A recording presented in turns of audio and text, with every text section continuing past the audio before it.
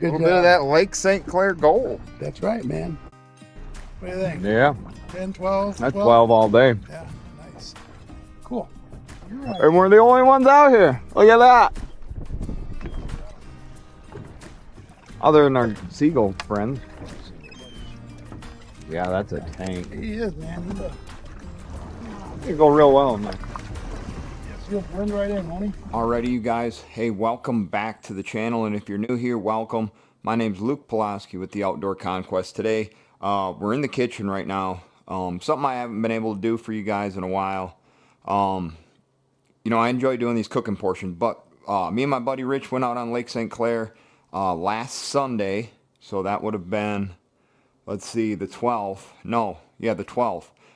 Sunday morning. Now the lake was rocking and rolling. I'm going to share some clips with you guys of some of the fish catches, but honestly, going through the editing process, I damn near got seasick myself just watching it. There was 3-footers, wind coming out of the north, like you know, 15 to 20, although the apps didn't say that was the predicted wind. We're going to talk about all that stuff in this video. We're going to talk about a little different recipe I'm going to do. I always throw something different at you guys. This is something I've been just kind of coming up with here. So we're going to run through all this, share some of the fish catches, share some of the report water temps, what was working, what wasn't, what we used, how we utilized our time on the water, how we filled the live well full of perch plus some bonus walleye, all that type of stuff in this one. So stick around. Hope you guys enjoy, and I'll see you right back here in the kitchen, and we're going to prep all this and make us a nice perch fry before I go to work. One more minute. One more time. One more time. Nice, huh? You taking a picture of him or me or of the fish?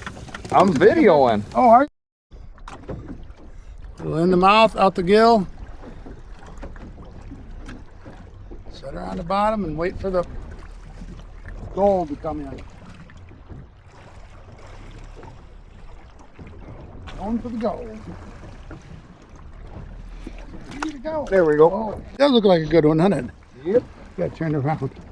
There you go. I got all the sun in there. Yes, it is a good one. All right, good A little job. bit of that Lake St. Clair gold. That's right, man. There we go. That's a better one. Like sugar cubes. You want one sugar cube? Oh, yeah. No, maybe.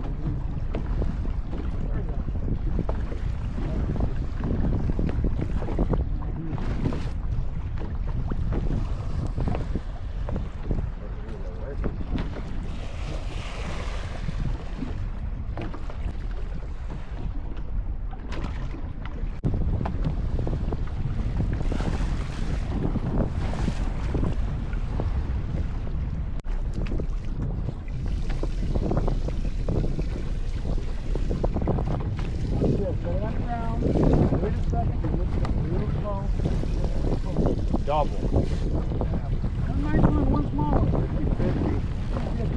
Wow. But what we're going to do is, we got some perch fillets here. I've got a mixture of panko, Parmesan, and herb, and this Louisiana fish fry, New Orleans style seafood breading. Okay, that's the dry batter. That's what we're going with there. I got some Frank's hot buffalo. I'm going to give the fillets a little bit of a bath. Now, I didn't scale and keep the skin on. What I did was just fillet it like you would a walleye, anything like that. And, I mean, we got some good chunks here, regardless. I mean, the size of my hand. There's really good fillets in here. I mean, I'm going to have a nice meal's worth. Okay. So that's what we got going on there. Hit it with the Franks, hit it with the panko. We're going to put it in the air fry. I already got French fries in the oven. Normally I like doing my French fries in the air fryer, but I only got the one air fryer, so we're just going to have to utilize the oven a little bit here. I'm going to make up a little coleslaw with some creamy ranch, all that good stuff. So I'm going to prep this stuff for you guys. I'll give you a look once it's done, once it's all put together. Share some of these fish catches with you guys, and while this stuff's cooking, we'll talk about what was working and all that type of stuff for us. All right, you guys, so it's kind of what you're looking at. We warmed the air fryer up to 400. We're going to layer them in there. And I got to show you guys a little trick. If you, you know, if you don't want to deep fry, I still occasionally do. But honestly, it's more mess than anything. You know, you really end up with a stinky mess, and obviously not as healthy. But right here, coconut oil, 0-calorie spray. Give them babies a little soak, so they look wet, just like that. There we go. Now we close her back down, wait it out, and I'll show you guys. That's going to add to the crunch. It's going to give you that crunch effect you're looking for, like a deep fried fish. So let's give that a few minutes. We'll head out in the garage and we'll talk about what was working. Okay guys, so what was working, also I did go out and musky fish. I went walleye fishing as well Monday morning, tried jigging the river, caught a couple smallmouth. The walleye really hasn't picked up yet. It's going to real fast here, as well as this perch bite. But White River tackle, these are the perch pounders. Now I always have a variety, you know, greens, natural colors, stuff like that. I really like these natural colors. That's usually the first one I start with. And a little tip for you guys. Some of you guys may know this already, some of you may not. But I always put one of these snelled hooks, a number 6 snelled hook, on the bottom of your perch rig where you would put your sinker. Clip that on there, and you know, it just keeps one of your baits, one of your minnows, right on the bottom. And it seems to be the one that catches the biggest fish for me. Usually always, but with that bait being that close to the bottom, you're going to run into issues with catching weeds, stuff like that. So keep that in mind. But it's usually the big fish bait anyways. Water temp was around 61 degrees, still pretty warm, and we had to fish deep. Those fish haven't quite got into their big schools yet. They haven't quite pushed shallow. Now some of them will always stay a little bit deeper, but where I fish towards the south end of the lake, the dumping grounds area, just to be a little more specific in case you guys are wondering, I always fish deeper. Now I know they start coming in towards the yacht clubs and stuff like that on the south end of the mile roads. Guys do really well there as the temps continue to cool down, which they are going to. Yesterday was probably one of the last warmest days. I think we're going to have a day in the 70s coming up here, and then it's really going to start cooling off, and this bite should fire up. It really should. Now you're going to see posts from charter captains that are out getting them. I seen Mike Martin posted a picture the other day that he's on some perch, and guys will get them. There's always going to be somebody catching them, right? And we were one of the only boats out there on Sunday, and we caught them. Okay, so there's that. But if you guys are planning on going, you're going to get fish. You still may have to do some drifting to find them. And remember, if you're going to Canada, legally you can't take live minnows unless you purchase them there. We use drunken minnows when we go to Canada and did really well with them. And you cannot legally anchor, physically anchor. You can use your trolling motor and anchor, but if you're going to physically anchor in Canada, be damn sure you're doing it legally, because I'm pretty sure there's a law stating you have to declare you're on Canadian water and you're anchoring. And I think they can go as far as coming out and inspecting your vessel if you want to do it legally. I know guys just throw anchor, do what you want.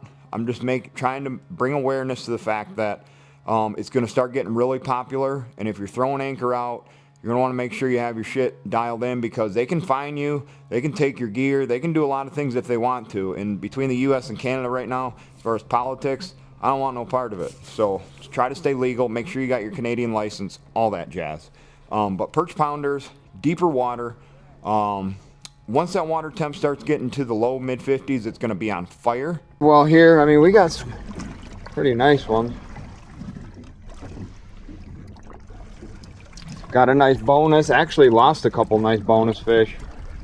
That's definitely a nice bonus to the spread. I mean, there's good ones in here.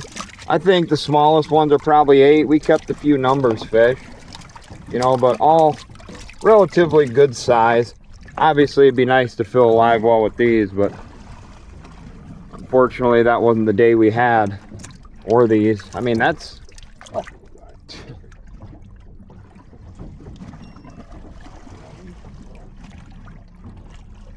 yeah. Well, I'd say there's probably, what, 40 in there, we figured, or so. Considering the conditions out here, although it's laid down on the ride out, I mean, thankful for the windshield, that's for sure. We'd have been it would have been kind of uncomfortable. So right now we're in 16 foot ish. It's noon now, 61 degree, I think 60 and a half. So it's 61 and a half. I think 60 and a half was when we come out. So it's warmed up a degree. Water clarity. What do you think, Rich? You could damn near see bottom, but close. It's probably 12 foot of visibility or so. It's not gin clear, but it ain't dirty by any means. I mean, take a look at the outboard. You can see the prop just fine. Also see the water spots. You're gonna need a good wipe down. What do you think? What needs a wipe down, the motor or you? Yeah, maybe both. Yeah, well, you don't kind of count on somebody else. So I would say the drunken minnows did just as good, if not better. They did just as good. They did. I think, you know what, you caught more fish, but quality fish wise, you're catching more smaller fish. Yeah. And then, you know, I mean, we both caught quality fish, but drunken minnows are fine. If you guys are looking to get out there, I would suggest go. Keep an eye on the wind. That's the other thing. That wind finder app, I never trust it. My buddy Rich and I talked about it. I quit looking at it last year because of how many times it's wrong. It said it was supposed to be an east wind, southeast. It was straight north, 15 to 20. We toughed it out. I think we were averaging about 10, 12 mile an hour the whole ride out there. And it took us about, a ride that takes about 20 minutes took us about 45 to get there. It was pretty brutal. Hard on my back. The boat handled really nice. Thank God for the full windshield because we had a nice dry ride out there. But man, it was brutal. Again, like I had to stay seated the whole time while we're fishing. It was just not the best time to be out there. I'm a fair weather perch fisherman. I know I'm gonna have more opportunity to go. I wasn't excited about it, but we did catch a bunch of fish, so it ended up working out ultimately. So I was happy about that. But if you guys are gonna go, make sure you got your ducks in a row. You'll catch fish. Just be advised you might want to do some drifting and stuff like that to add to your success if you're not on them immediately, because we did bounce around a few spots and ultimately ended up back at our first spot where the fish were, and we left them there and they were still there when we got back. All right guys, so everything's pretty much wrapped up. I'll walk you through it here, give you a closer look at these fillets. That's what you're looking for, is that little bit of brownness there. That's what you want. It's crispy, crunchy. Okay, the fries are done. And I'll be honest with you, sometimes when I do this, I kind of going by the seat of my pants here, okay? And this is just something I came up with. Unfortunately, the Frank's hot buffalo wing, it's got a little more bite than I'd like to admit. I love Frank's Red Hot just in general, but the hot buffalo, not the buffalo, this is the hot buffalo. It's got a bit of bite. So what I did was take some of the broccoli slaw, some of the fat-free creamy ranch, and some of the hot buffalo, and I made myself almost like a little coleslaw type deal, you know what I mean? And so what we're gonna do is we're just gonna put that baby on there real nice. I was going for a little sweet heat, but I think I got more heat and not enough sweet, so we're gonna find that out. We're gonna take some of this fish, put it on here real nice, take 3 or 4, save 1 or 2 for the kid. We're gonna take some of these fries, layer them on here real nice. I mean, if you guys are like me, this is just kind of plain Jane, traditional type stuff. Fish fry with fries, can't go wrong. Again, I prefer the air fryer, a little healthier option.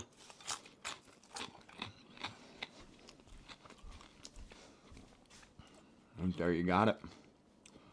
I mean, as simple as it gets for a simple dude like myself and the dog. Come here, come on, good boy. And just gonna have a little bite test here. And what I'm gonna do is just put a little fish, put some of the slaw on there.